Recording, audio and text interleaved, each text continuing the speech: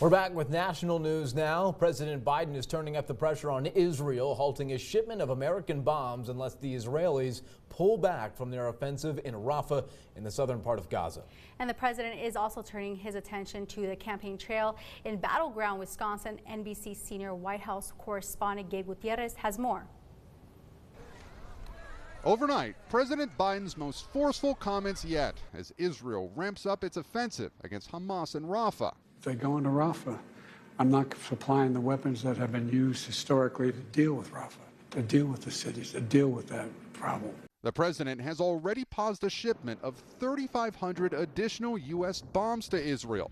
President Biden also acknowledging for the first time that American bombs have been used against Palestinian civilians, telling CNN, "Civilians have been killed in Gaza as a consequence of those bombs." An Israeli official tells NBC News there is deep frustration over the U.S. decision to delay the bomb shipment. Republican critics also pushing back. I think Biden's treading on some thin ice there, and he's making a big mistake. This as ceasefire talks between the Israelis and Hamas reach a critical stage. The State Department says an agreement that could stop the fighting and secure the release of the hostages is within reach.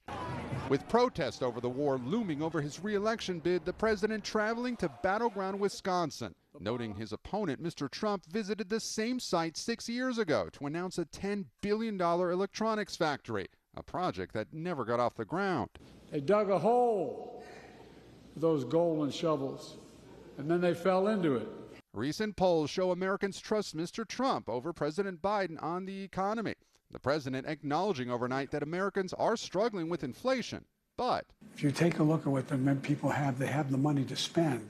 And asked about Mr. Trump's recent comments to a Milwaukee newspaper suggesting he won't accept the results of the 2024 election if he loses, the president was blunt. Saying whether he may not accept the outcome of the election, I promise you he won't.